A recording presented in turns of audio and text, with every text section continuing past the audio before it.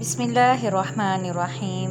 موت کے وقت انسان کے پاس 5 فرشتے آ کر کیا کہتے ہیں، پوری ویڈیو ضرور دیکھیں ایک خوبصورت آواز کے ساتھ۔ پیارے دوستو، یہ قدرت کا قانون ہے کہ اس دنیا میں جو بھی آتا ہے اسے واپس ضرور جانا ہوتا ہے۔ اس دنیا میں آنے کی ترتیب تو ہے لیکن جانے کی کوئی ترتیب نہیں۔ موت کا ذائقہ ہر ایک نے چکھنا ہوتا ہے اور قبر کی اندھیری کوٹھڑی میں ضرور جانا ہوتا ہے۔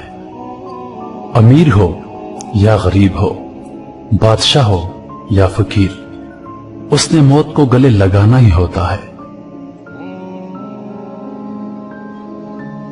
فرمان مصطفیٰ ہے، جب آدمی پر نزاع کا عالم طاری ہوتا ہے تو اللہ تعالیٰ اس کی طرف 5 فرشتے بھیجتا ہے۔ پہلا فرشتہ اس کے پاس اس وقت آتا ہے جب اس کی روح حلقوم یعنی حلق تک پہنچتی ہے۔ وہ فرشتہ اسے پکار کر کہتا ہے، اے ابن آدم، تیرا طاقتور بدن کہاں گیا؟ آج یہ کتنا کمزور ہے۔ تیری فصیح زبان کہاں گئی؟ آج یہ کتنی خاموش ہے۔ تیرے گھر والے عزیز و اقارب کہاں گئے؟ تجھے کس نے تنہا کر دیا؟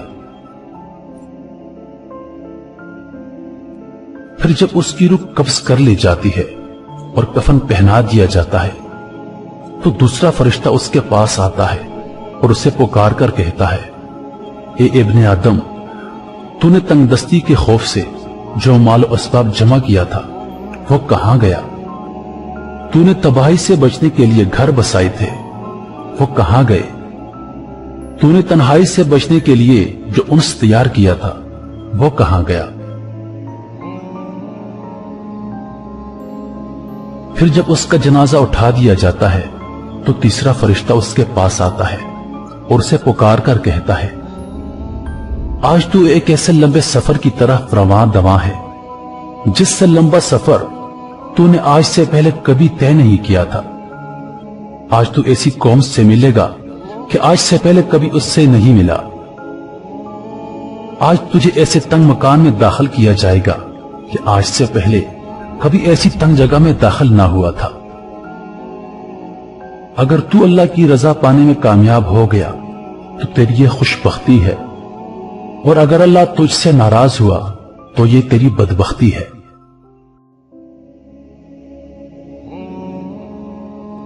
پھر جب اسے لہد میں اتار دیا جاتا ہے تو چوتھا فرشتہ اس کے پاس آتا ہے اور اسے پکار کر کہتا ہے، اے ابن آدم، کل تک تو زمین کی پیٹھ پر چلتا تھا اور آج تو اس کے اندر لیٹا ہوا ہے۔ کل تک تو اس کی پیٹھ پر ہنستا تھا اور آج تو اس کے اندر رو رہا ہے۔ کل تک تو اس کی پیٹھ پر گناہ کرتا تھا اور آج تو اس کے اندر نادم و شرمندہ ہے۔ پھر جب اس کی قبر پر مٹی ڈال دی جاتی ہے اور اس کے اہل و عیال، دوست، عزیز و اقارب اسے چھوڑ کر چلے جاتے ہیں تو 5واں فرشتہ اس کے پاس آتا ہے اور اسے پکار کر کہتا ہے، اے ابن آدم، وہ لوگ تجھے دفن کر کے چلے گئے، اگر وہ تیرے پاس بھی ٹھہرتے تو تجھے کوئی فائدہ نہیں پہنچا سکتے تھے۔ تو نے مال جمع کیا اور اسے غیروں کے لیے چھوڑ دیا۔ آج تو یا تو جنت کے اعلیٰ باغات کی طرف پھیرا جائے گا یا بھڑکتی ہوئی آگ میں داخل کر دیا جائے گا۔